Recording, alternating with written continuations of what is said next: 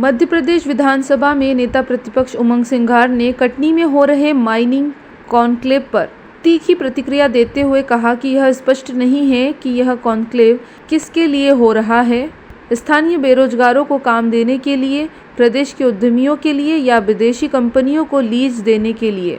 श्री सिंघार ने कहा कि सरकार को पहले यहां के 1,500 स्थानीय माइनिंग कारोबारियों के बारे में विचार करना चाहिए, इसके बाद ही बाहर की कंपनियों को लीज देने की सोचनी चाहिए, क्योंकि यह स्थानीय कारोबारियों का हक है। उन्होंने कहा कि माइनिंग से जुड़े कई अहम मुद्दों पर सरकार चुप्पी साधे बैठी है। आदिवासी क्षेत्रों में पैसा कानून के तहत ग्राम सभाओं से अनुमति जरूरी, लेकिन वह नहीं ली जा रही है। आदिवासियों के घर बिना मुआवजे के उजाड़े जा रहे हैं। पूरे प्रदेश में रेत माफिया सक्रिय है। सीएजी की 2023 की रिपोर्ट में साफ लिखा है कि सरकार की 90% रॉयल्टी चोरी हो रही है। क्या यह चोरी अवैध कमाई के लिए कराई जा रही है? एक रॉयल्टी चिट्ठी पर 10 ट्रक निकालना पूरी तरह गलत है। SIYA के तहत 450 डीम्ड परमिशन दी गई, बिना बैठक की कंपनियों को परमिशन दी गई और एक कंपनी से 3 से 4 करोड़ रुपए की वसूली हुई है। यह पर्यावरण के साथ खुला मजाक है। पिछले 15 सालों में 40,000 हेक्टेयर से ज़्यादा जंगल काटे गए, जिनमें खनन की बड़ी भूमिका है। सिंगरौली के मोरवा क्षेत्र में 50,000 से ज़्यादा परिवार विस्थापित होने की कगार पर है और यह सब अडानी जैसे उद्योगपतियों के हित में किया जा रहा है। नेता प्रतिपक्ष ने डिस्ट्रिक्ट माइनिंग फंड DMA पर भी सवाल उठाया। उन्होंने कहा कि पिछले 10 साल में 13,000 करोड़ की राशि जमा हुई, लेकिन यह पैसा उन लोगों के विकास पर खर्च नहीं हुआ जो खनन से प्रभावित हुए। उन्होंने कहा कि जिन इलाकों में खदानें हैं, वहाँ के लोग सबसे ज़्यादा विस्थापन से प्रभावित हो रहे हैं। उनके घर टूट रहे हैं और उन्हें मौलिक सुविधाएं तक नहीं मिल रही है। यह मोहन यादव सरकार की निर्ममता का परिचायक है। सिंघार ने कहा कि कटनी में हो रहा यह माइनिंग कॉन्क्लेव नहीं, बल्कि भाजपा का खनिज उत्सव है। मैं सरकार से पूछना चाहता हूं कि क्या वह मेरे उठाए इन बिंदुओं पर विचार करेगी और जन भावनाओं का ध्यान रखेगी। जंगलों की कटाई कह सकता हूं कि पिछले 15 साल के अंदर 40,000 हेक्टेयर से ज्यादा जंगल कट गया। मध्य प्रदेश में छीन लिया गया जंगल। क्या एक खनन की वजह से नहीं है? क्या उन आदिवासियों के विस्थापन की बात नहीं है? उन गरीबों की बात नहीं है? अभी कह सकता हूं कि कई जगह ऐसा हुआ। मोरवा करके एक स्थान है सिंगरौली के अंदर, 50,000 परिवार से ज्यादा लोग उजड़ने वाले। सरकार ने उनसे कब अभी तक क्यों नहीं बात कही?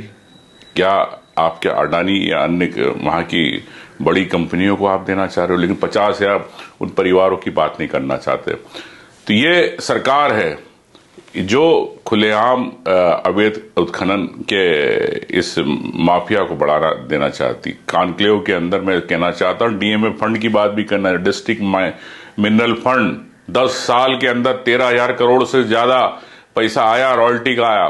क्या उन वहां पर जहां पे खनन हुआ, जहां पे प्रभावित हुए, उस क्षेत्र के लोगों के लिए क्या विकास हुआ? क्या उस क्षेत्र के अंदर पूरा पैसा खर्च हुआ? सरकार की नीति भी नहीं है। वो वहां का पैसा और दूसरे जिलों में खर्च किया जा रहा। जहां पर खदानें हैं, उन खदानों के से पीड़ित परिवार, मुआवजे वाले परेशान हो रहे, अपने घर छूट रहे, उनके घर टूट रहे, तो उनके बारे में आप नहीं सोचना। ना उनके पास पानी की व्यवस्था, ना रहने की व्यवस्था, ना स्कूल की व्यवस्था, ना अस्पताल की व्यवस्था। तो इतनी निर्मम सरकार है ये मोहन यादव की सरकार। मैं कहना चाहता हूं अंतिम में, जनता के दर्द पर भाजपा का खनिज उत्सव है ये। इससे बड़े दुख की बात नहीं हो सकती। सरकार को इन बिंदुओं पर विचार करना चाहिए, क्योंकि जिस प्रकार से सरकार बड़ा उत्सव प्रचार प्रसार के साथ खनिज को लेकर माइनिंग कॉन्क्लेव कर रही है, क्या इन बिंदुओं पर सरकार अपनी बात रखेगी? क्या इन बिंदुओं के आधार पर इन मुद्दों को लेके आम व्यक्ति और जन भावना का ध्यान रखेगी? ये मैं सरकार से पूछना चाहता हूं। भाजपा सरकार कटनी के अंदर माइनिंग कॉन्क्लेव कर रही है। आज खूब प्रचार प्रसार किया जा रहा, लेकिन ये प्रचार प्रसार करने के बाद भारतीय जनता पार्टी क्या स्थानीय लोगों को रोजगार देना चाहती है? मध्य प्रदेश के उद्योगपतियों को के लिए है कि बाहर की कंपनियों के लिए? सरकार इसके अंदर छुप बैठी है। मैं समझता हूं कि सबसे पहले 1,500 जो यहाँ के उद्योगपति है उनके बारे में विचार करना चाहिए। उसके बाद आपको बाहर की कंपनियों को ये माइनिंग लीज आपको देना चाहिए। मैं ऐसा समझता हूं कि ये यहाँ के उद्योगपतियों की एक भावना भी है और उनको अधिकार को नहीं छीनना चाहिए। रही बात माइनिंग लीज, तो अपनी जगह, कॉन्क्लेव अपनी जगह। क्या सरकार कई ऐसे मुद्दे हैं जो माइनिंग से जुड़े हुए, उस पर चुप क्यों बैठी है? पेशा कानून, आदिवासी क्षेत्र के अंदर पेशा कानून के तहत परमिशन लेनी है ग्राम सभा की। ग्राम सभाओं की क्या आदिवासी क्षेत्र के अंदर आप सरकार परमिशन ले रही है? भारतीय जनता पार्टी घर बिना मुआवजे के आप उनके उजाड़े जा रहे हैं। उन आदिवासियों घर के बारे में क्या सरकार क्या कहना चाहती? मैं समझता हूं कि इसके अंदर सरकार चुप बैठी।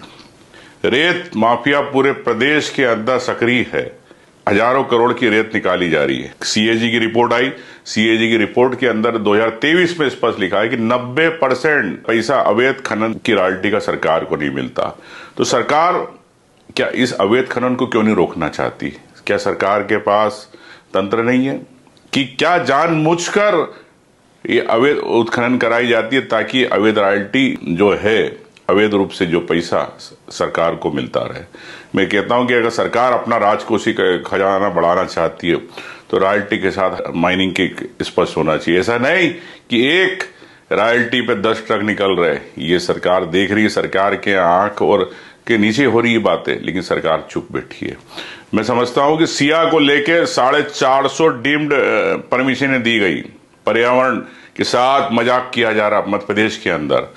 किस प्रकार से बिना बैठके किए 450 लोगों को, कंपनियों को परमिशन दे दी गई। कई ऐसी कंपनियां एक 3 से 4 करोड़ रुपए वसूले गए, उस पर सरकार चुप बैठी। तो ऐसे क्यों पर्यावरण के साथ मध्य प्रदेश सरकार, बीजेपी सरकार मजाक उड़ा रही है? धार से सुरेश तिवारी की रिपोर्ट।